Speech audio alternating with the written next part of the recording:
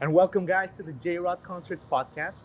And today we're super excited because we have someone who's a South Floridian homegrown talent, and she's going places, guys. So this is really exciting for me as a local. Now, South Florida has a rich place of artists, right? Marilyn Manson was born in Fort Lauderdale. Ariana Grande is from Boca Raton. Who else am I missing? Dashboard Confessional is from Broward. There's a rich history. What? Yes. I didn't know any of those. Oh yeah, 100%. And you're next in line, Julia. Sick. Julia Bhatt, our Hello. next talent from South Florida. Absolutely. So Julia, very happy to have you. I feel like this is a historic moment because I feel very strongly that a voice like yours is going to a lot of places. So we're Thank honored you. to have you on the show. I appreciate it. Thanks for having me. Of course. So Julia, let's start with this. How has 2020 been for you? Weird. Very weird. I graduated high school. I got into college. I was gonna go on a tour. The tour got canceled. A lot of shit has happened. Sure. Yeah. But I mean, I'm surviving. I'm doing fine. Yeah. So. So you had all these big plans in New Year's Eve. You Yeah. said this year's gonna be freaking awesome. Yeah, I New was really decade, excited. New Julia. Yeah. Yeah, things were going pretty well. I mean, things are still going well, but Sure. I mean, everyone in the music industry, like we were talking about before, it's on pause, which Just sucks, like in but- pause. Yeah, but I mean, my life is luckily that I have like college and I have stuff to keep me like going and moving forward as like a person. And that I'm fortunately still like young enough where I don't have to rely on the fact that like everything is closed down and have to worry about that because I can just move on to college and take some time. Right. So, right. I'm pretty- Absolutely. pretty and you lucky. can write some songs. Yeah, definitely write some songs. I'm sure you're writing a bunch of ideas. It took a while. I had really bad writer's block for most of it. Really? I just started writing again. Interesting. How did Yeah. you get out of it? I cried. I called my producer and it had been months and I was like, I'm so shitty and I can't do anything. And all of a sudden I could write again, which was really weird. But I don't know. I guess sometimes you just gotta talk about it. Yeah. Just gotta like chug through it. Yeah, and I'm not like very communicative about my like music and stuff. I don't Cool. really talk to people about it. So I That's mean, good. That's great. it's good to learn Cool. to do that. Cool. Now, let me ask you about one more current event because I feel like it's important right now. The country is going through like a transformational period. There's a lot of movement with the social causes, the Black Lives Matter, and also the world. I feel like everyone's doing a lot of this change. I mean, What's yeah. your take on this? I mean, it's about fucking time, It's just stupid that like history is like repeating itself. We should. I mean, I know that there are people who have different beliefs and who, you got to respect everyone's opinion. But when it comes to like a life, it doesn't matter like who it is or what it is. Like just fucking chill, Yeah. and like don't kill people over. It's just there's so many things that are just so fucked, and like the institution of like police and all this stuff has always just been fucked, and it's. I mean, I'm glad it's finally coming to light, Yeah. I'm glad people. It sucks that it's only certain things are coming out, and like even then, like a lot of the police officers who are like getting, written up on like the internet, they're still going free, because the minute that the media stuff, the cloud of stuff is over, that's over too. Yeah. And hopefully that doesn't happen. Hopefully this keeps going, regardless of if people are posting on Instagram or not. Sure. So Sure. I mean, like for Blackout Tuesday, a lot of people would just post.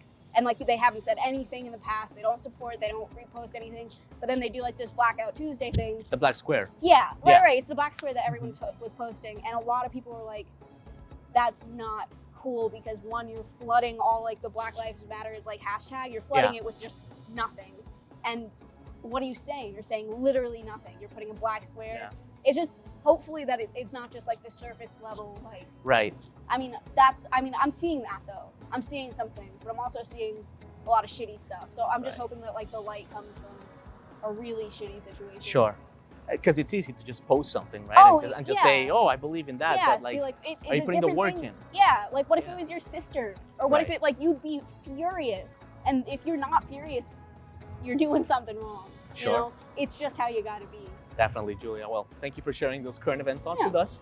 Let me ask you about your beginning, if you will, about your childhood. So you were born in Boston, right? I was barely. Barely. Tell me a Yeah. little bit about your childhood, about your, when you were a child. I was born in Boston, but I moved like right after my first birthday. So I like saying it makes me feel like exotic. But I was barely there. Also, it's Boston. I think you are. I think in Miami, Yes, a I guess. Massachusetts person Yeah. is like Yeah. an anomaly. It's cool in a good way. Yeah. Yeah. So I mean, I moved. So I don't really have many memories from there. But I moved to South Beach. Okay. Pretty early, and I mean, it kind of shaped me as a person. I mean, it's Miami. It's like a melting pot. Yeah. You know? And so I had a lot of different friends, and I had a lot of different like neighbors, and just all these people who like, you know, kind of. I grew up in like a very Jewish neighborhood. We weren't like, it's not like sorry, my hair. We're not like, we grew up in like an Orthodox Jew kind of neighborhood. Sure. So like people are in this degree heat in like long ass like black and like these things, which I mean you gotta respect that. I don't know how people do that. Yeah, like, but, like Saturdays walking. Right. Rain, but I know a lot of people who would like see that and be like, ooh, what is that? That's so weird. Why are you doing that? I was raised to not be like, ooh, why, but to just be like, damn. Yeah.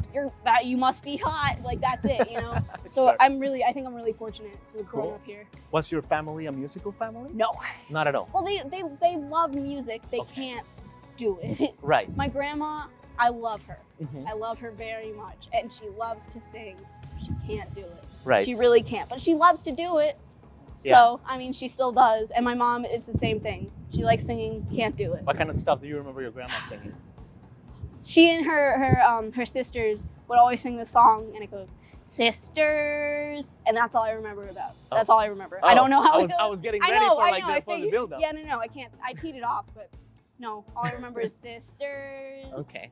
That's all I got. It's like a jingle. Yeah. Cool, I mean, there's a full song. I just don't know what it is. Okay, interesting. And Julia, when's the first time that you like realized, man, like I have a talent. I don't suck. Oh, it took a long time. Yeah. It took a really long time because I thought I did suck for a long time. I was the only person who was saying, well, I mean, I was the biggest critic, and I still kind of am. But like, I used to do like musical theater, and I had a teacher who like would put me in chorus instead of giving me like a main part, because she didn't think I could really sing. Yeah. And she like said that, and it was just. Oh my God, just haters. Yeah, but I mean, it was just. Haters gonna hate. Yeah, but like it's also it's kind of fair because I can't sing like a Broadway whatever, you know. Mm-hmm. There's I think I sing kind of different from some people, and so some people, like a lot of people hate me because my voice cracks and stuff, but I can't like control that. It just kind of happens. It's how I sing.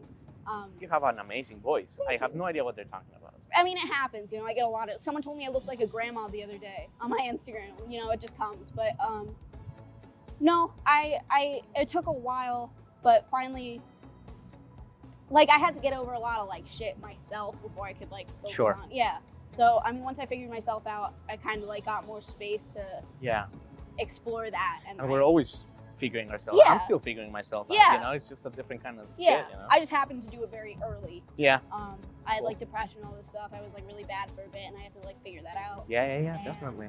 Then I mean, everything's better now. So cool. Glad to hear, Julia. And one of your first memories that is out there musically was a Shakira concert when you were 4 years old, right? Yep. What do you remember from that show? I remembered hating it because there was no food. It was really loud, and I was like 3. And I remember all we had, like I have like really random memories. All I remember is like sweet peanuts that I didn't like. Yeah. And I cried the entire concert because of that. But I stopped crying at one point because Shakira brought out a really shiny guitar. Yeah. And that was it. That's all I remember. Shakira will do that to you. You'll be crying at her Seriously. concert for one reason or another. Gone. Whether it's for peanuts or because she sing whatever, whatever. Exactly. Yeah, no, she's great. She's great. But I mean, she was amazing. Yeah. You know, I was 3 though. Yeah. You know. Sure. And your mom used, I mean, on that regard, your mom, we were talking off camera, you went to a lot of concerts. Your mom took you to a lot of music, right? Yeah. I mean, all my music is based on other people's music, honestly. I mean. Really good stuff too, like Fleetwood Mac, Sting, like the whole thing, right? Oh no, it goes from like stuff today to stuff from like a while ago. Like I still listen to Take 5 by the Dave Brubeck trio, quartet, I don't know. Sure. Stuff that like my friends are like, can you switch to this? And it's like, fair enough. But you know, it all like compiles, it all adds up to something bigger than just like one genre of music, you know? Yeah. You have a cool mom. Yeah, no, I went to like America concerts and stuff when I was like little, when I didn't even know Coolest who they were, mom. couldn't appreciate them. Yeah. And now I have the ability to say, oh, yeah, I fell asleep at an America concert. It was awesome. Listen, that's a great story. I haven't felt this, you know what I mean? Yeah, awesome. I mean, more than most. Cool. And you were born then with all this like musical knowledge.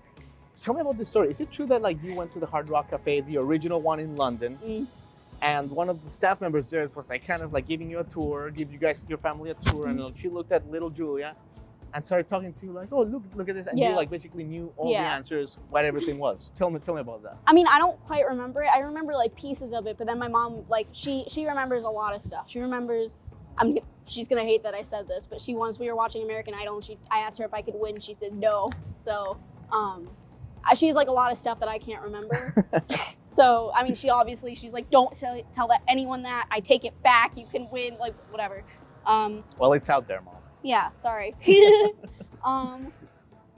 No, but I don't really remember it, but I do know that I knew a lot. Like, right now, like, I especially, like, about the Beatles and stuff, because my dad was, like, a very big Beatles, like, fanatic, kind of. And so he'd just tell us little things, and so now, Beatles, like, I know how to recognize a John song versus a Paul song. That's like, awesome. Whatever. Yeah, and it's all this like little stuff that I guess it just kind of got instilled in me, and then I went to this thing, and this lady was like, "Well, do you know what this is?" And I was like, "Yeah, motherfucker," and I just went on. That's amazing. So yeah, I trust my mom. Absolutely, great parents. So you were like the coolest girl in your high school, I imagine, with this talent. Not at all, really? Oh no, not at all. Were you not like, man, Julia is the star of our class with that voice? No. No. Not at all. Okay, cool. Tell us about, you worked in Coconut Grove. Yeah. Which, by the way, for those that don't know, Coconut Grove is a historical musical neighborhood in Miami. That's where the Eagles recorded Hotel California in the 60s. I didn't know any of this. You're just pulling out all this knowledge. Thank you for letting me know. Look it up. Coconut Grove in the 60s, when the Summer of Love was happening in California, that was like the Miami hippie scene, big time. It was awesome. I didn't know that. Yes, so extra cool that you used to work in Coconut Grove. And tell us about that. Like, you were working in a restaurant? Yeah, my dad works. He's like the CEO of some like restaurant like group, whatever. So for like a summer or something, I worked. You worked? I was a hostess. I was gonna do that again, like recently, but then everything shut down. Thank God I don't have to, because I ended up having to do like everything. I had to bus, I had to serve, I had to do all the shit. But I mean, it was fun. It was building. So is it like you're carrying some people to their table for an artist, and like you get a song idea in the same moment? Is that how it works? No. Dude, everyone's like, you should bring around a notepad for all the thoughts that you have. I have zero thoughts until I start to like, I'm like, okay, I need to write a song. It's been a while. It's not how it works. Like, you have to like sit down and like turn it on. Although like recently I just wrote one where like I heard something in a song and I was like, wait, did they say that? And they didn't. And I was like, wait, that's cool. And then I wrote a song based off of that. But like, it really, like, it's hard for people ask me like, how do you do it? Yeah. I do want to talk to you about your songwriting. And I'm glad you brought it up, because you said that your songs come in 10, 20 minute spurts. And you basically gut instinct know if they're good or if they're not. Yeah. Yeah. So that means all these great songs like Miami, Tall. Those were all good ones. And they just came in 10, 20 minutes. Mostly, yeah. That's amazing. That's amazing. And how would you describe when you know a good song from a crappy one? Well, for example, right now, I did a song with my producer when we were up there, and it was like a very spur of the moment kind of thing. Yeah. And at first it was cool, whatever. And now he's like, what do you think about it? Do you want to like work on this? I'm like, I hate this. I hate it so much. I don't like it at all. Right. Things can be cool like when you're writing them. Like, there are good ideas and stuff, but it's a matter of like, can I personally take this and make it something that I want it to be, you know? Sure. Because like, I have a shit ton of ideas that I can't, not that I can't reach, but they're not quite accessible right now. And so like, there's certain songs that I'll write that I'm like, I can't make this what I want it to be. I don't even know what I want it to be. I just need to put it aside. Or there's songs that I write and I'm like, this is just garbage. Yeah. I hate it. Sometimes I write and I feel like an emo, like 13-year-old girl who's like, you know, writing about just bullshit. I don't know. There's like a certain type of writing. Sometimes it's like just kind of mopey writing. Yeah. Where you just like cry about shit. And sometimes I write like that and I don't like that. It's like a fine line, I guess. Yeah, and I'm also evolving. Like, I one of the reasons I was crying to my producer earlier was because all the songs that he had like sent to me, because he's like, we should probably release another song. What do you want to do? All the songs that we had worked on, I'm like, I don't like these anymore. I feel like they don't represent me. I feel like blah blah blah. So I kind of yeah. And that really fucked me up, because a lot of the time when something like that happens, when I write a bad song or anything like that, I immediately go, I can't sing, I can't write, I can't do anything. Yeah. So speed yourself up. Yeah, and it really throws me for a loop. So, but I mean, back to the question, Oh, that's fascinating. Yeah. I don't know. I'll write a song, and if it starts feeling bad, I'll just kind of stop. And I don't know why it feels bad, but I know a song feels good because I get excited about it. Really? You know, and I get all these ideas. Your eyes I can just write wide it. open? Yeah, and I just start writing. Like if I can tell a song isn't going to be good if I have to try to write. You know, Yeah. if I have to sit there and like craft the words together. But if usually they just come out. I don't know how, but they do. That's exciting. Yeah. That's a cool feeling. Let's talk about a few of your songs, if you don't mind. Yeah. Let's talk first about Marco. Mm-hmm. Love that song because it's so sexy, first of all. It's so sensual. And your voice reminds me of Fiona Apple. Without a doubt. You know, you were talking earlier about how some people, like, listen, not everyone is supposed to sing like a bird. Some great voices are like Fiona Apple, and that's like, I think, your style. It's just like so unique, and it has so many angles. Yeah. Tell me about that song, Marco. I was actually really excited. It happened really fast because we were like working on other songs, and I wrote it and I sent it to my producer. I was like, I want to do this and I want to do it now. And he sent me some stuff, and then I went up to New York and we worked on it, and it just happened so fast and so well. Like, usually I have to like, I don't know. I don't even know. It's just I had all these ideas of what I wanted it to be, like this like chill songs. Like that's honestly, it's like bedroom pop or whatever that's like happening right now. And I was listening to a lot of that, and I was like, I kind of want to add that in. I think that we could make that like a thing. And we did, and it happened all super fast, and it all just worked out. Yeah. And shit happens like that sometimes. It doesn't awesome. always, but it does. It That's did. Awesome. Yeah. And I'm really happy with it. Sure. And I mean, I was like emotional writing it, so it came out really fast and stuff. Unbelievable. It's a great song. Thank you. And Miami. Let's talk about Miami. I love when people do songs about Miami, but this one is extra cool, I feel. It's not the typical everything is, Clubs, parties, yeah. clubs and party and Yeah. Will Smith kind of vibe. Yeah. It's Although that's a great song. It is That a is a great great song. song. And But, like, no it's a different disrespect, side. It's a different side. But your song, it has like so many, it's layered, and it makes sense. It's so Miami. So tell us a little bit about that song. It's Thank awesome. you. I think it's probably I don't remember writing it, first of all. Second of all, it's probably one of the first songs I wrote. Wait, what do you mean you don't remember writing it? I couldn't Just tell take a you. detour there. For Yeah. a second. Okay. I don't know. I really don't, because like most 2 people, years... I don't remember where I left my wallet sometimes. Oh. But like writing a hit song. Oh, that's me all the time. Well, I have the worst memory. I'm really bad at shit. I lose stuff all the time. And no, I think I wrote it probably 3 years ago. Couldn't tell you when though. Couldn't tell you where I was, what it looked like. Can't tell you anything about it. Yeah. But I know it was like 3 years ago. Sure.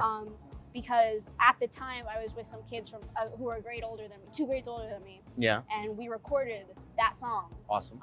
And it was very bad. Really? It wasn't bad, actually. No, I take that back. It was just not. It wasn't fully developed. Yeah. Right. And we went to like this guy in Atlanta who was supposedly like a producer, and he kind of tried to fuck us over a little bit. It just wasn't great. Whatever. Sure. And then I found Elliot, and he like changed it into something amazing. You did a great job. Yeah. But I mean, at that time, it was just I was, at the base of like living in Miami. I was a teen who was like going out and finally started to go to like parties and stuff, but also like not really going to parties and experiencing the, there's just a lot of shit that goes on. Like also there's the aspect of like, there are a lot of people who go to parties and stuff. Like that's a thing, partying is a thing. And then there's also the people who don't get invited to the parties and stuff. And then you get there's all this stuff, but I always tell people Miami is anything you want it to be. Yeah, like you don't have to be like this partying person who does coke in like the bathroom or whatever. No. Like you could really be like. You can go to Books and Books. And yeah, like shout out to Books and Books. Seriously, like there are all those dudes who are like on Lincoln Road driving like a weird little moped with a parrot. And they're like naked. Have you seen that guy? No. Okay, there's a dude on Lincoln Road who like drives a moped. He has a parrot on his shoulder and a chicken in his basket. Really? And he wears nothing but a Speedo. And it changes. It's either like bright pink or it's leopard print. Why do not more people know about this? I don't know. It's like the cowboy in New York. Like there are people like them all like everywhere. Yeah. And that's what I love about Miami. That's what I tried to get with like it's random. Yeah. There's a lot of random shit. A lot here, of random. But it's cool. It all adds up to something really cool. Well, the song is exactly, Yeah. and you captured it with the song. Thank you. So yeah, Julia, you've been so kind with your time. Let me ask you a couple more questions. What's next for you as far as maybe an EP or an album? Like, what you're thinking there? We're thinking about an album. But as I said before, I'm kind of all the songs that I had before. I'm kind of backtracking on them. So Yeah. that whole idea of doing an album or an EP kind of got slowed down. Sure. But then I started writing a lot. So I think that maybe I could possibly get an album out by the end of the year, beginning of next year. That's exciting. But I don't want to promise anything. We're definitely going to do a couple more singles though. Exciting. In the meantime. Yeah. That's awesome, Juliet. All right, well, let me ask you a few questions, some music questions, and I'll let you go. Quick fire questions.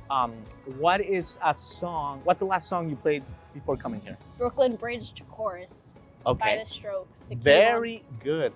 Great album. Yeah. Great album. It was really good. That's the one that has a Bad Decisions, right? Yeah. Yeah, great album. Okay. What is your favorite song, I don't know, after you hook up with your significant other, after you had a great date? Like, what's a great I'm in love song for you? Oh, okay, a good love song. Yeah. Okay. There's a song called Hawaiian Boy, and it's by a band called Swells. Okay. And it's very mellow and it's very soft, and it's not necessarily like about love, but it has like this vibe. It's like this very slow Hawaiian vibe. It's so cool. I really like that one. Okay, interesting. All right, now I'm gonna put you in the hot seat for a second. What's the most overrated artist right now? Overrated? Yeah, that everyone thinks it's great, but Okay, this is, I mean, I think everyone's at this point right now, but Tekashi 6ix9ine, when he was really big, I'm sorry. overblown. Okay, great. And last question, more positive. What's an artist that Julia Bhatt, with your great musical mind, is listening to that people should know about? People should know about. I mean, they're actually getting pretty big, but bands like Surf Curse and what's it called? Fuck. Like Hippocampus and all these like little indie bands. Yes. People are starting There's to really a lot of know good that. stuff out there. Yeah. I mean, it's all there's so much shit that I could so say. much shit. There's a dude called Binky, Yeah. and he's pretty small right now, but he's got a song called Wiggle, which is bomb. It's fucking Bomb, fire. really? It's really good. I really Great. love that song. There you go. Yeah. Awesome. Well, thank you for the recommendations, Julia. Yeah, for sure. Thanks for telling having us me. your life story. We are very excited for your success. Thank you. And as a South Floridian, extra excited about it because, good representative. Yeah, I'm the next Marilyn Manson. Yeah, better. You know Thank what? you. So thank you so much for your time, Julia. Thank you. Continued success. Thank you. And that was the J-Rod Concerts podcast episode and video with Julia Bhatt. Make sure you follow her on Instagram. What's your username? Julia Bhatt.